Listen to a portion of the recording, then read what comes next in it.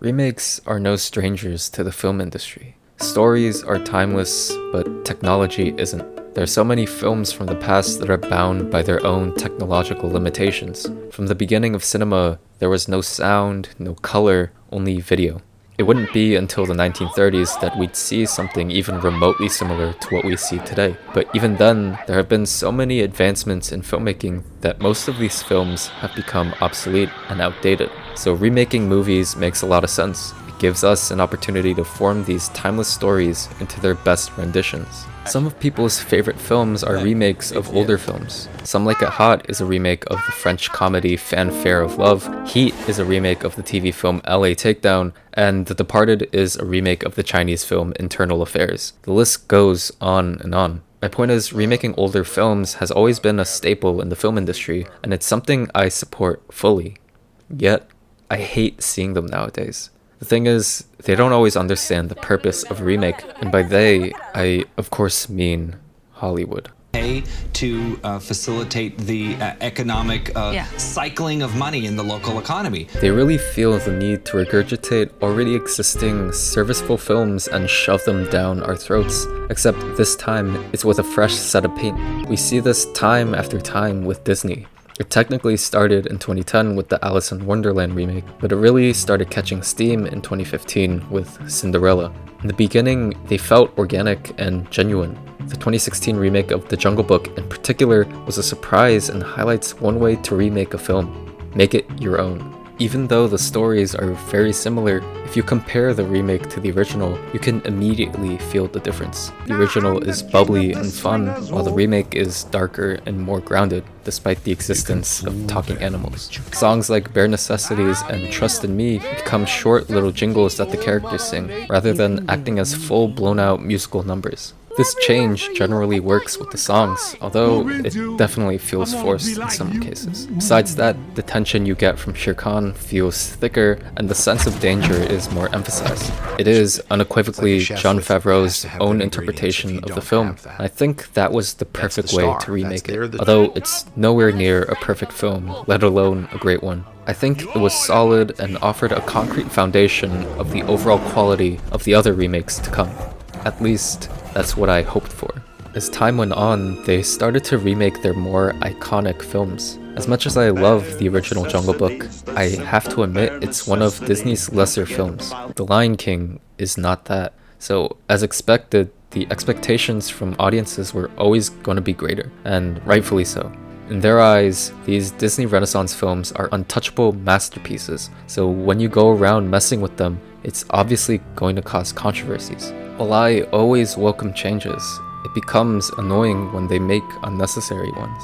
I understand Disney is ultimately a company looking to make as much money as possible, so some of the more problematic parts of these films need to be removed to appease the global markets, but what is the point of giving Mulan magical powers? What is the point of changing Be Prepared into a spoken monologue? What is the point of casting Awkwafina as a scuttle? My biggest gripe with these new films is the lack of detail. Despite all of these being longer than the originals, they all remove or change small details that contextualize how we understand the film's characters. Let's use the musical number for Prince Ali as an example. In both films, Jasmine gets offended and walks back into the palace after watching the parade for the prince. However, in the original, it's because Aladdin blows a kiss to a group of girls, while in the remake, it's because the genie calls her hot. It may seem like a simple change, but it completely changes the dynamic between Jasmine and Aladdin.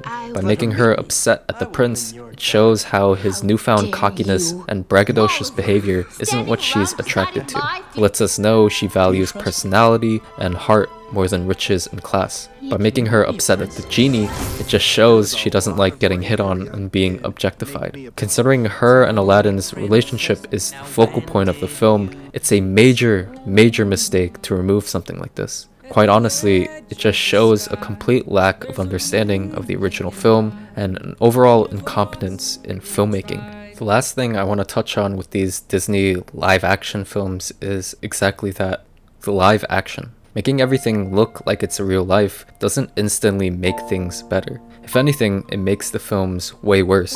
Why, you may ask? Well, to answer that question, we need to first ask, Why were they animated in the first place? Suspension of reality. When we watch the animated Jungle Book, we can accept the reality of animals talking. We understand it's not the same world we live in because of the animation. It's easier for us to believe the events of the film. Same thing with Lion King. The cartoonish and more expressive designs let us accept that it's not the same reality we live in. With Beauty and the Beast, we never question why a candle, a clock, and a teapot are talking because of the animation. The issue with these live-action films is that this suspension of reality is no longer there. The reason it may not seem odd for us to see these animals and inanimate objects talk is because we remember the original films and associate our emotions with them. If these animated films didn't exist, we would be questioning the thought process behind these live-action films. Like, why are these realistic lions talking to us? Why is this furniture singing to us? What is with these aliens all over Hawaii? The newest remake that's been getting all the praise lately is the live-action How to Train Your Dragon. The original film was one of my favorites when I was younger, so when I rewatched it, I was a bit worried nostalgia would sway my opinion, but no, it's genuinely a good film. It's nowhere near a perfect movie, but goddamn, it's still an awesome time. Its fast pace and wonderful world design make it easy for kids to enjoy, while the mature writing and heartfelt messages of identity and trust allow adults to have a good time as well. Berk is just such a cool place, even though it's just Ireland with dragons, which, now that I say it, is pretty hype. I will say the film makes a lot of unnecessary jokes, and in doing so, it takes me out of the tension. Stoic's rally to venture into the dragon's home is disappointingly played out as a simple joke. I understand it's a kid's film, so it has to be pretty lighthearted, but why make a character who is set up to be a cold-hearted killer seem like such a pushover? Despite this, I thoroughly enjoyed the film. So, considering it's one of the best and most recognizable animated films of the 2010s, why the hell did we need a remake? Well, we didn't. This remake didn't need to exist. Plain and simple. What do we gain from watching this remake? Well, it's still a very fun and engaging story with a lot of heart and emotion. Hiccup is still a very well-written character, and I really enjoy the dynamic he has with his father. Berk is still very cool, the music is just as fantastic as the originals. But with all that said, all these pros are directly pulled from the original. So we don't really gain anything new from this quote-unquote new experience. Well, what do we lose? Not too much. Well, in theory, being advertised as a shot-for-shot remake with very minor changes, everything from the original should be intact, right? Right? Well, for the most part, everything seems to be in place. If we lay out the events of the original and the remake, it seems like they're the same thing. But just by looking at the runtimes for both films, something seems off. If it really is a shot-for-shot remake with little changes, then why is it noticeably longer? This film takes more time developing the characters than the original, and I'd say these additional scenes and developments don't really add much, but there are exceptions. Stoic's call to action amongst his Vikings is much more heroic and, well, stoic. His abilities as a leader were toned down in the original, but here it really feels like he's the legend he's hyped to be. This was a great change, and I wish every other change was like this. Changing Astrid's race is perfectly fine. There's nothing wrong with that. What I'm not a fan of is changing her overall motivation, which is to get the chief position. I think it's a fine idea to make her more ambitious, but the film doesn't do anything with it. The only change that's a result of this new ambition is Astrid taking leadership in the final fight instead of Hiccup. I feel like the relationship should have been different with this new idea, but nothing came of it. Maybe they'll expand on this in the sequel. It just sucks because, for the most part, instead of enhancing the overall experience, these changes just bloat it.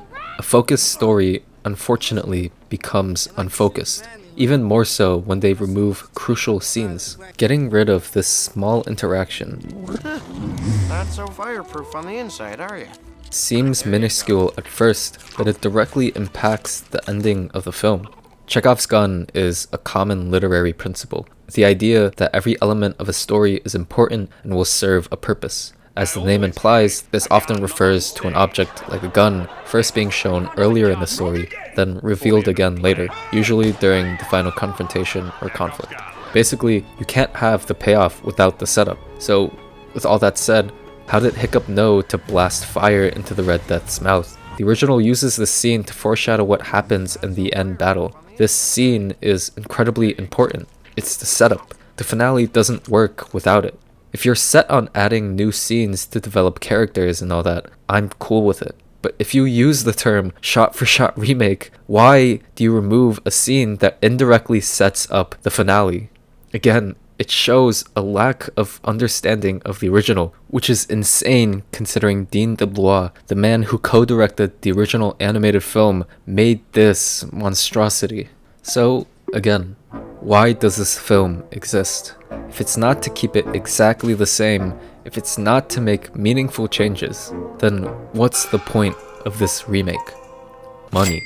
As much as I hate to admit it, live-action films perform better than animated films in the box office. Of the top 10 highest-grossing films of all time, only 2 are animated films, that being Inside Out 2 and Neja 2. Of all the films to gross $1 billion, only 13 were animated films. Neja 2 is a bit of an outlier, considering, yeah. As much as I want to believe they made it for the passion, I think it's highly unlikely. It's just sad because animation is, in many ways, just as good as live action, sometimes even better. The unique artistic styles some of these films have are unbelievable, truly transcending the medium of film. There's so many animated films that just wouldn't work in live action, purely because of how imaginative they are.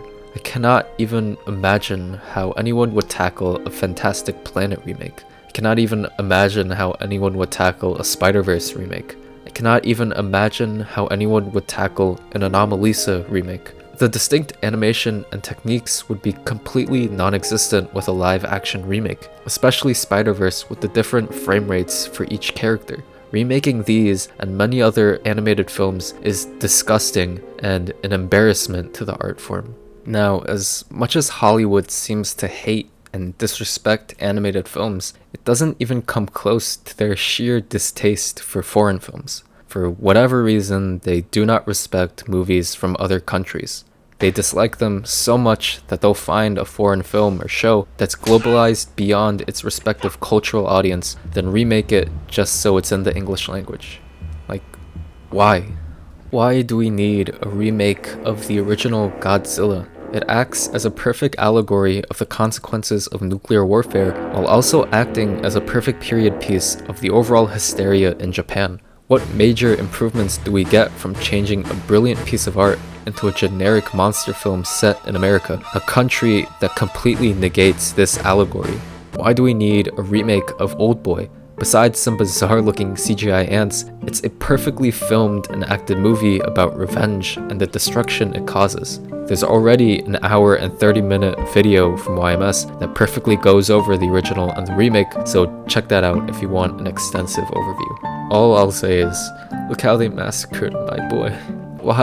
Why do we need a remake of Let the Right One In? It was a beautiful yet tragic film about a lonely kid befriending a vampire as he struggles with his life in school and the morality of his own actions. What's the point of devolving this smart subtlety of the original into this blunt unambiguity of the remake?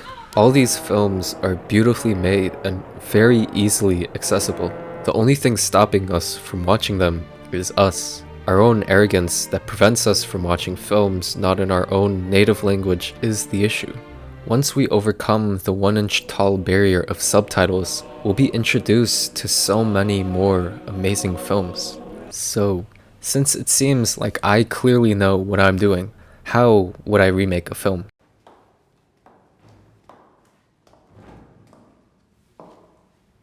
Well, despite my dislike for the How to Train Your Dragon remake, I think a shot-for-shot film can be a great and effective way to remake a movie. Even though the if it ain't broke, don't fix it mentality is the pure antithesis of remaking a movie, I can't think of a better reason to do this than with Michael Haneke's 2007 remake of his own 1988 film, Funny Games. Unlike all those other shot-for-shot remakes, this is genuinely a shot-for-shot remake. Every shot is the same, every line of dialogue is the same, even the houses are the same, with Haneke using the same blueprint with the same proportions to rebuild it in America. Besides filming with different actors in a different location and in a different language, it is the same film.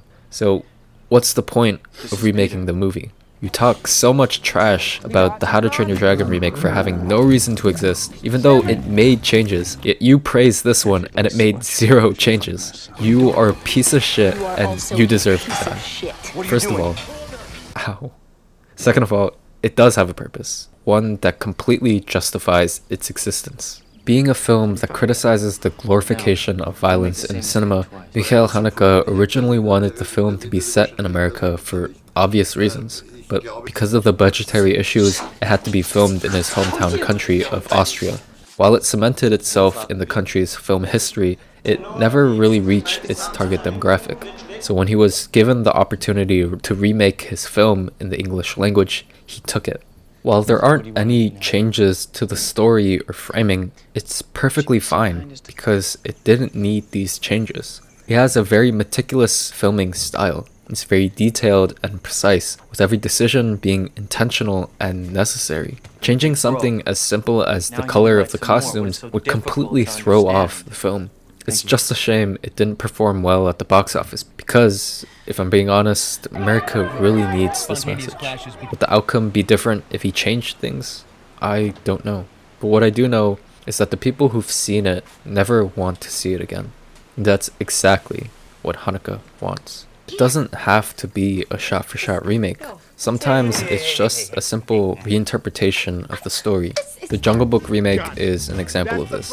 It just takes the general idea of the original along with some of the songs and makes it into its own film. The most popular example is The Thing, following the basic alien imitator premise from The Thing from Another World.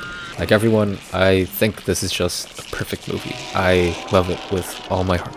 And as much as I'd love to talk about it, I think Luca Guadagnino's Suspiria is one of the best examples of this in recent times. Now, I know I'm about to get crucified for this, but I didn't really like the original all that much. While I enjoyed the colorful cinematography and the often eerie soundtrack, man, does it use the same song every minute. It honestly reminds me of Manos' Hands of Fate.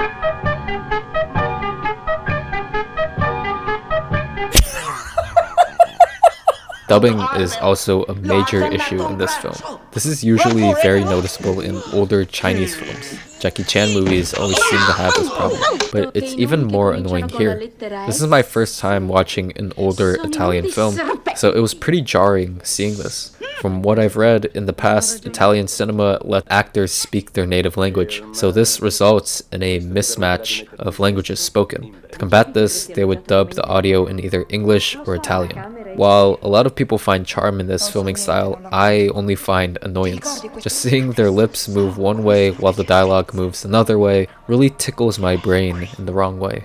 The remake is just an upgrade in every facet of filmmaking. Although it lacks its signature colors, it makes up for it in the atmosphere, the horror, and the characters. Its more muted palette heightens the overall tension and mood of a war-ridden Berlin, which in turn increases our own anxiety watching the film. This change was by design. Luca Guadagnino wanted a grittier, harsher film that reflected the country's state of affairs in 1977. Like, the movie can be set everywhere and anywhere. And but it's the child of its times, and it's a child of a place and time that was really conflictual and filled with anger and violence. So we decided with David that maybe that was a good clue to understand how to create a new and more personal film. The acting is also just phenomenal, with Tilda Swinton, my queen, playing 3 separate roles, one of which is a male character. As a fun fact, I always find it hilarious that she wore a prosthetic penis for the character. Anyways, it has my favorite Dakota Johnson performance. Mia Goth was fantastic as always, Angela Winkler was great, and Chloe Grace Moretz, for the time she got, played her role beautifully. But my favorite part of all of this is the soundtrack by Tom York.